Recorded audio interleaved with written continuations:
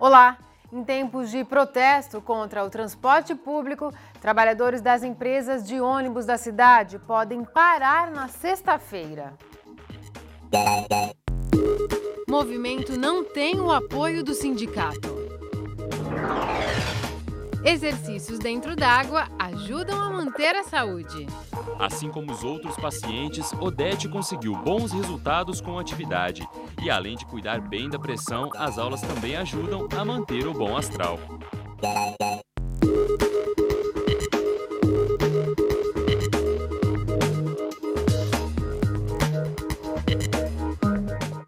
Na próxima sexta-feira, os passageiros de ônibus de Bauru correm o risco de ficar a pé. Os motoristas anunciaram que vão entrar em greve. O movimento não tem o apoio do sindicato. Os dissidentes racharam com a entidade de classe, pois não concordam com o acordo coletivo que foi assinado.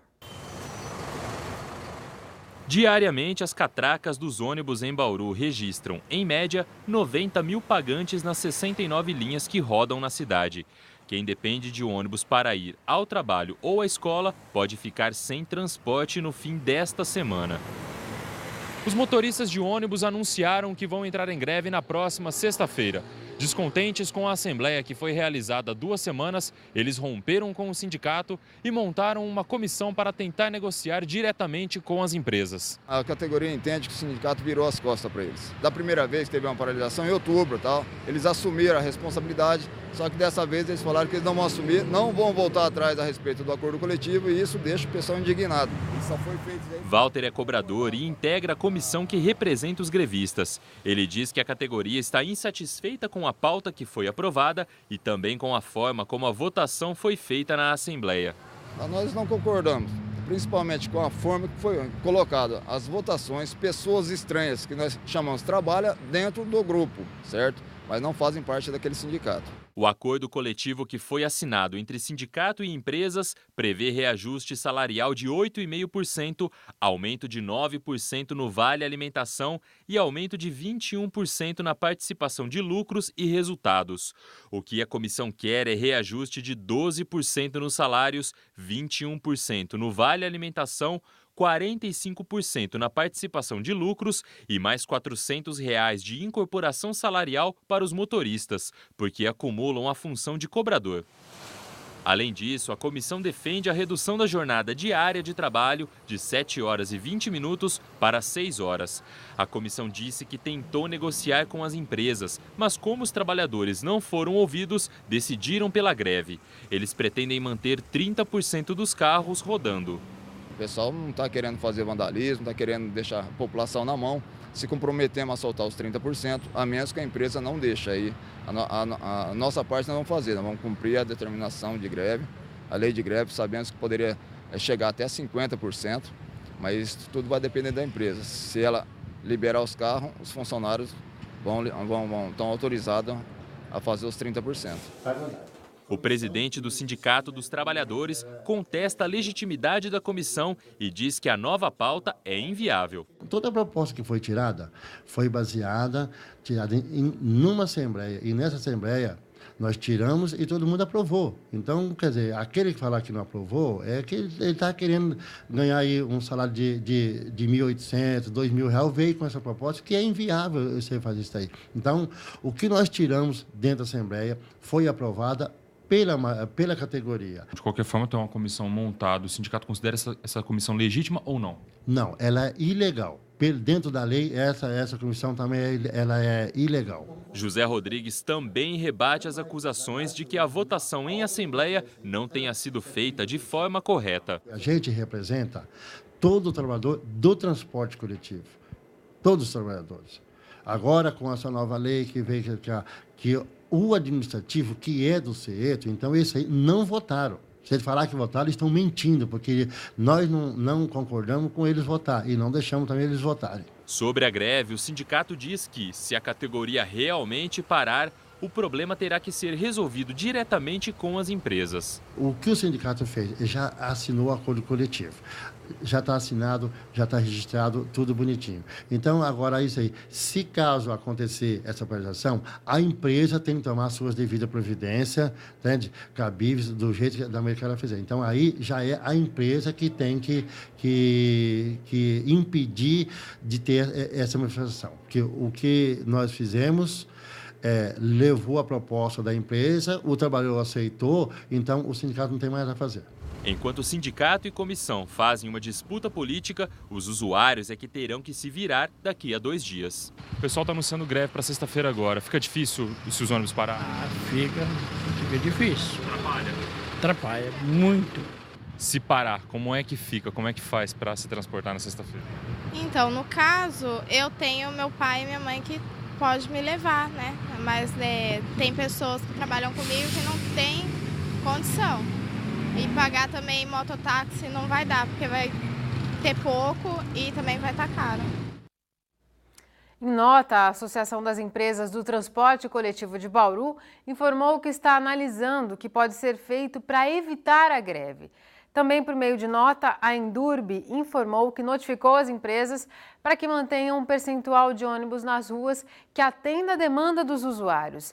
A empresa informou também que, como a disputa é de natureza econômica, a negociação compete a empregadores e funcionários. Ontem nós mostramos a manifestação realizada aqui em Bauru, na segunda-feira, pedindo um transporte público de melhor qualidade. A passeata bloqueou a Rodrigues Alves e impediu a saída dos vereadores. Após a pressão popular, a Câmara Municipal divulgou um documento encaminhado à Prefeitura em que os parlamentares pedem que o prefeito reavalie o aumento do preço da tarifa de ônibus.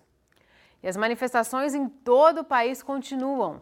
Hoje, o principal protesto foi em Fortaleza, capital do Ceará, onde a seleção brasileira joga neste momento pela Copa das Confederações. Para o cientista político Antônio Carlos Mazeu, as manifestações sinalizam que a democracia brasileira está amadurecendo. Podcast Unesp. Do fim da ditadura para cá, você tem um processo de amadurecimento da sociedade, de luta pelo aprofundamento da democracia, mas que isso está em curso. Eu acho que nós vamos ter mais lutas e mais protestos pela frente, em função até das dificuldades que o Estado brasileiro tem de encarar a sua própria história e de superar a sua própria história. Um país que ainda leva a sério uma anistia que foi criada pela ditadura militar, que anistiava muito mais os torturadores do que os torturados, um país que não resolveu essa questão, outros países já resolveram, da América do Sul, quer dizer, demonstra a dificuldade que tem para aprofundar a democracia. E eu acho que esses movimentos são uma expressão de algo reprimido que começa a aparecer e que ainda não tem uma cara muito clara, porque são várias questões que vão aparecer. Podcast Unesp. Uma outra forma de influenciar nos rumos da cidade é participar das discussões do orçamento do município. Os debates começam hoje na sede da OAB. Os encontros ocorrem até o dia 5 de julho e serão realizados em 12 regiões de Bauru. As reuniões começam sempre às 7 horas da noite. Eu estou aqui com o Levi, ele é secretário de Administrações Regionais aqui de Bauru. Levi, explica pra gente o que é o orçamento participativo. O orçamento participativo ele é um programa do governo Rodrigo Agostinho que já acontece há alguns anos. Se não me engano, esse é o 4º ano que ele já acontece. É onde a gente leva a prefeitura, na verdade, para os bairros. E a população do bairro é a população que está mais por dentro da necessidade do bairro. Então ela pode estar opinando, ela pode estar falando, eu quero que troque o ponto de ônibus, eu quero que faça um posto de saúde, eu quero que asfalte a rua da minha casa. Esse é o clamor da população. Então é onde a prefeitura vai até a população para ela se manifestar.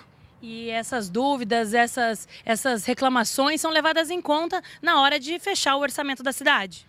A gente tem grupo de discussão dentro do próprio orçamento participativo, onde as outras secretarias também participam, e ali dentro do grupo já é colocado se é viável ou não, e aí a proposta é levada mais para frente e com certeza no próximo ano vai estar no cronograma da cidade. Muito obrigada, Levi. Então, para quem tiver interesse de participar dos encontros do Orçamento Participativo de Bauru, é só acessar o site da Prefeitura ou entrar em contato com a Secretaria pelo telefone. Anote aí, 3235-1010. Catiúcia Reis para o Unesp Notícias. Vamos para um rápido intervalo e no próximo bloco você vai conhecer os benefícios da fisioterapia na água. Voltamos já. –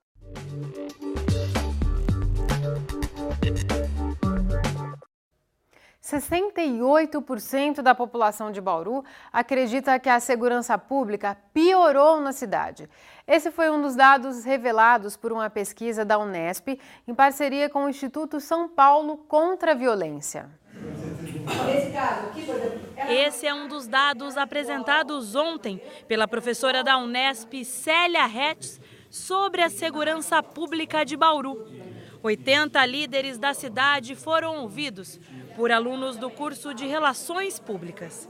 A pesquisa de opinião, realizada em maio, questionou as pessoas sobre a segurança da cidade. A pesquisa é importante porque ela revela o quê? A imagem que essa segurança tem perante as pessoas, né? Então, como eu me sinto insegura, posso nem ter sido assaltado ou sofrer alguma violência, mas eu me sinto insegura porque eu vejo isso na mídia, etc.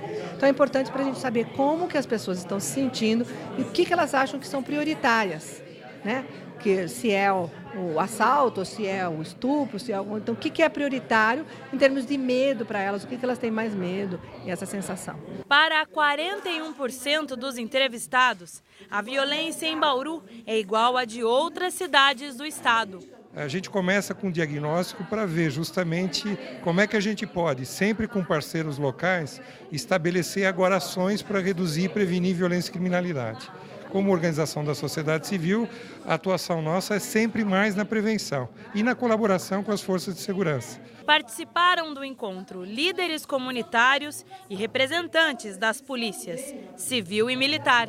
Fica na população aquela sensação, né, de ver tudo que ocorre no país todo, ela acaba pensando, né, ou internalizando, achando que é com ela que está acontecendo aqui. Então o nosso trabalho agora é mostrar que realmente aqui está controlado a criminalidade. A gente muda de assunto agora e fala de saúde. A fisioterapia é fundamental para que alguns pacientes possam restabelecer e até manter os movimentos do corpo. E quando os exercícios são feitos dentro da água, os benefícios podem ser ainda maiores. Perto de completar 70 anos, Luzia adora viajar. E para chegar aos lugares que tanto sonha, não abre mão de cuidar da saúde. Eu sempre procurei cuidar da minha alimentação. Sou de comer pouquíssimo fora de casa, a minha comida sou eu que preparo. É muita fruta, verdura cozida, suco de fruta natural, refrigerante praticamente zero. A gente tem que se cuidar. Os cuidados com a alimentação estão associados às atividades físicas recomendadas pelo médico. Hipertensa, ela encontrou nesta aula, dentro da piscina, uma forma de manter a pressão controlada. Ela é um dos 32 pacientes deste projeto de extensão da USC, que oferece exercícios terapêuticos na água. Aqui, os movimentos ajudam na circulação, fortalecimento muscular e equilíbrio. A grande vantagem de estar sendo realizado no meio líquido, um dos pontos é o quê? Redução do peso suporte, onde a sobrecarga, o impacto é bem menor do que em solo. O programa existe há 8 anos. 30 estudantes de fisioterapia participam das aulas. Eles ajudam a conduzir os movimentos dos pacientes. Para quem logo estará com o diploma nas mãos, a técnica é um diferencial além dos tradicionais exercícios de solo. Eu penso em trabalhar com a hidroterapia quando eu me formar por ser um diferencial. Não é todo lugar que você tem, né, esse recurso. Enquanto os alunos aprendem, os pacientes melhoram de vida. Odete tem pressão alta e precisa fazer atividade física, mas não pode fazer qualquer exercício. Quando o médico me recomendou exercícios, eu fazia mais exercício aeróbico, caminhada, esteira, bicicleta. Mas como eu tenho outros problemas de saúde, como artrose, osteoporose, eu tive que parar de fazer esse tipo de exercício aeróbico. Aí me foi recomendado a hidroginástica. Assim como os outros pacientes, Odete conseguiu bons resultados com a atividade. E além de cuidar bem da pressão, as aulas também ajudam a manter o bom astral. A gente pode chegar aqui com o astral lá embaixo, mas você sai daqui já com o astral completamente diferente, não só pelo exercício físico, mas também pela convivência com os amigos, que realmente é uma turma de amigos. Veja agora os detalhes da previsão do tempo no mapa. Chove no oeste do estado de São Paulo, na divisa com o Paraná. Nas demais áreas, o tempo ainda segue firme. Uma frente fria chega pelo sul do estado e deve trazer chuvas a todas as regiões. A temperatura deve entrar em declínio. Aqui em Bauru, a chuva deve chegar a partir de amanhã à tarde e permanecer até o fim de semana. Agora, a umidade do ar está em 57%. Temos ventos de brisa leve a 4 km por hora. No início da tarde, fez 25 graus em Bauru. Amanhã, os termômetros podem subir para 27 aqui e em Piratininga. Em Agudos, a máxima fica em 25 graus. No próximo bloco, nosso assunto é a Unesp. O professor Carlos Eduardo Javaroni, candidato a vice-diretor da Faculdade de Engenharia da Unesp, é o nosso convidado ao vivo. Voltamos já.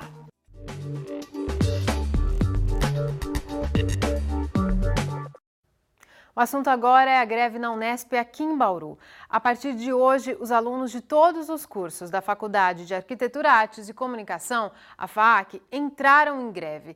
Eles reivindicam melhorias nos cursos, como a contratação de professores efetivos. A decisão foi tomada em assembleias individuais de cada curso. Neste momento, está sendo realizada uma assembleia geral no Guilhermão para definir se a FAAC entra em greve como unidade. Os funcionários do campus já estão parados há 16 dias. Foram divulgados hoje os resultados da eleição para a diretoria da Faculdade de Ciências da Unesp, aqui em Bauru. A professora Dagmar Unger, da chapa Ciências, Planejada e Acadêmica, foi eleita com 53% dos votos. Quero agradecer a toda a comunidade, os nossos colegas professores, técnico-administrativos, os nossos alunos. Foi um trabalho excelente que realizamos durante praticamente um mês de eleições e hoje o resultado nas 3 categorias e a responsabilidade maior. Agora como diretora, eu e o professor Paulo Noronha como vice-diretor, de nós trabalharmos integralmente, intensivamente em prol de melhorias do ensino, da pesquisa, da extensão universitária, que as atividades fins da nossa Universidade Unesp. Agora nós falamos da eleição para a diretoria da Faculdade de Engenharia da Unesp, a FEB, também aqui em Bauru.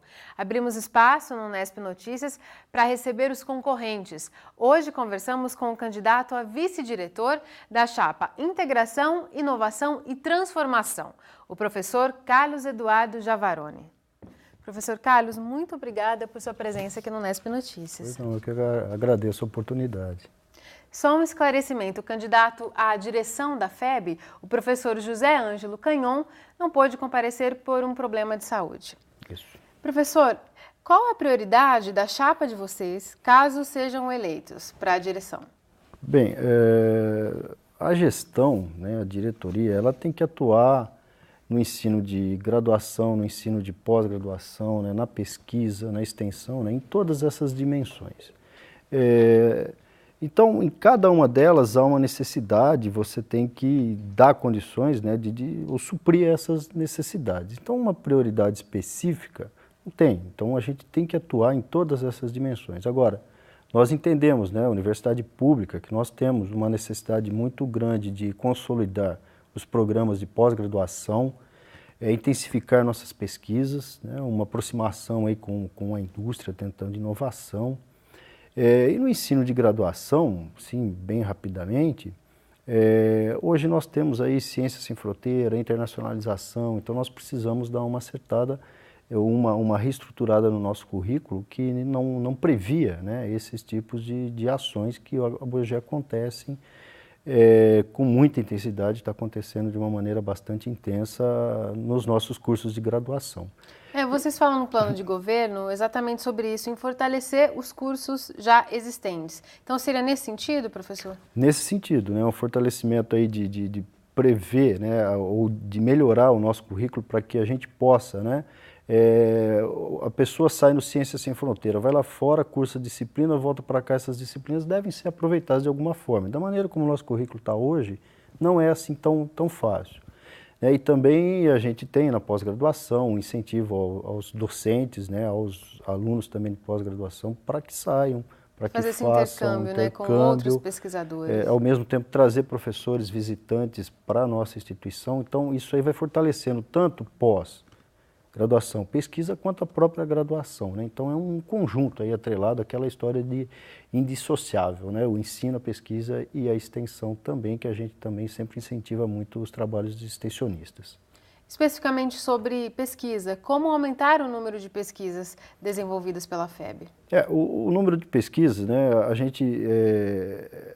nós temos, né, todo docente tem que apresentar um projeto de pesquisa em cada triênio, ao longo de seus 3 anos aí, para ser cumprido em 3 anos. E além disso, algumas pesquisas que podem aparecer, né, atreladas, por exemplo, à indústria, o que seria um negócio muito interessante. A gente vai tentar incentivar esse tipo aí, né? A gente tem são aquelas parcerias público-privado?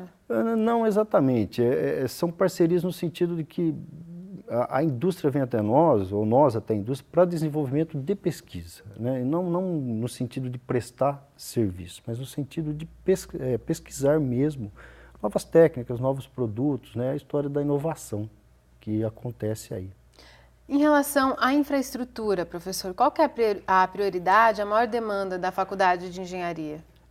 Eu entendo a infraestrutura, né, como sendo desde os recursos humanos, então, que eu acho que é fundamental na nossa atividade. Então eu vejo aí contratação de docentes, né, nós temos que repor esses docentes que estão aposentando, estamos repondo, não na velocidade desejada, mas nós estamos. A própria, né, infraestrutura básica, como, por exemplo, internet, tem que funcionar muito bem hoje, né? Isso aí é indispensável, porque a internacionalização, nossos professores estão fora, eles precisam acessar e-mail, precisam acessar documentos aqui, então isso tem que estar muito bem funcionando, a energia elétrica e também a questão do espaço físico, né? Melhora de uma maneira geral aí, instalações elétricas dos nossos laboratórios, área dos nossos laboratórios, o próprio padrão de construção, né, que a gente tem feito tem que ser melhorado. Tem alguma obra que seja prioridade, que seja possível de ser concluída nessa gestão, caso vocês vençam? Olha, dentro dessa gestão que está terminando, houve uma única obra que foi o projeto aí de um edifício que contemplaria, né, ou todos os departamentos passariam para esse edifício. E liberando, então, os departamentos atuais para que se fizesse outro uso dele, como laboratório, por exemplo. Não foi concretizado nessa gestão, não vai ser, não sei se será na outra, então isso é uma coisa que a gente precisa dar continuidade ou rediscutir, né, a questão de obras aí. Tá certo, professor. Muito obrigada por sua participação. Eu que agradeço a oportunidade. Boa tarde. A gente traz agora uma dica cultural para esta quarta-feira. Depois do cantor e compositor Lirinha passar por Bauru na virada cultural no mês passado. Hoje é a vez de mais um músico do grupo Cordel do Fogo Encantado desembarcar por aqui. É o show da banda Os Sertões, hoje à noite no Sesc. Os cravos não se abriram mais, lírios não exalam seu perfume, até os girassóis brotaram seu ciúme. Violão, guitarra, baixo, bateria e trombone. Instrumentos básicos que, misturados, geram um som urbano e descolado. É assim que a banda Os Sertões faz música brasileira com uma pitada de ska.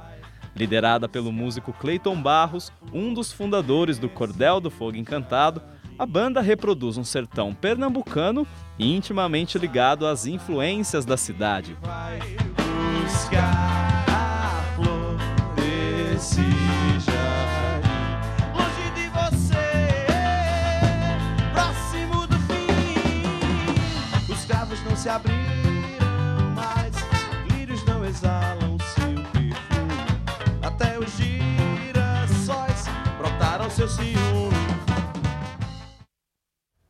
O show do Grupo Sertões é hoje a partir das 9 da noite no Sesc. O endereço é a Avenida Aureliano Cardia, 671. A entrada é de graça. O Nesp Notícias termina agora. Amanhã, às 5h30 da tarde, voltamos. Até lá! Sou palhaço do circo sem futuro, um sorriso pintado à noite.